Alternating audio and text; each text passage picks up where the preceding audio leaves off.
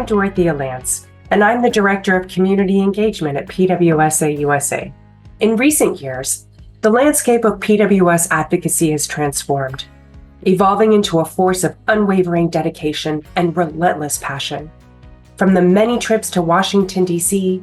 and state capitals, to the countless meetings with elected officials, whether in unified groups or as independent champions, our advocates have tirelessly amplified their voices and their stories. The progress we've achieved is a testament to the determination of our volunteer advocates at PWSA USA. Their commitment fuels our movement forward, inspiring change and fostering hope in our community. I recently had the opportunity to sit down with a few of these incredible advocates to learn what motivates them and what advice they have for others who are looking to start their advocacy journey.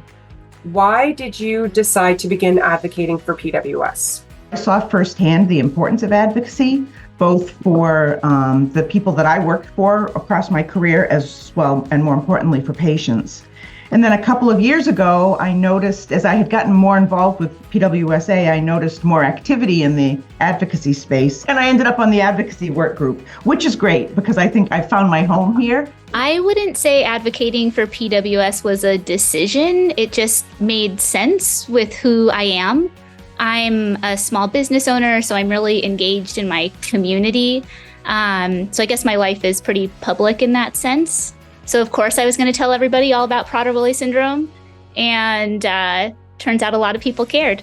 A lot of the fog of having someone with this diagnosis has worn off, and it has allowed me to think about what I can do to better her life, but also everyone else in the community. The first time you started meeting with elected officials on behalf of PWS, what did you expect, and how do you think that your experiences lined up to your expectations? So the first time I knew I was going to have to speak, I have to admit I was nervous. But that passed pretty quickly because the messages that we have, we're well prepped. We know what we're asking for. I'm the mom of a 37-year-old with Prader-Willi syndrome. He's in my sight the whole time I'm doing this. And you just tell your story and then ask for help, whatever the issue is that we're advocating for. When I first started meeting elected officials, I expected a lot of feigned interest. I was a little bit right. I've had some meetings that have felt exactly that, they were being polite and listening, but not completely engaged. But I've also been really surprised at how many people genuinely care and genuinely want to help. I thought it would be a lot more nerve-wracking than it actually is. It's fast-paced and you have a schedule and you're running around the halls, but you have the opportunity to walk into these offices and meet with the staffers. What I discovered is they are interested in listening to what we have to say. I did not feel rushed.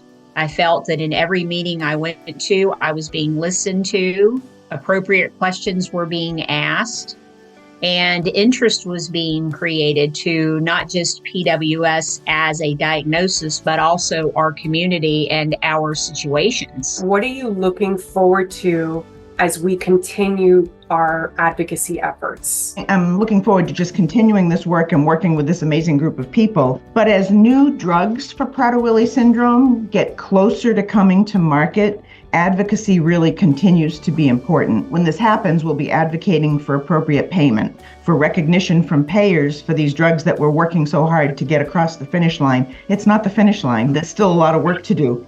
I am looking forward to when all of these asks become a reality, when all of this work building these relationships turns into something that we can point to and say, that wasn't there before, and now it is. Learning more about effective ways to advocate. And I think that comes from two places. It comes from advocacy training, which we can, take advantage of through multiple different sources.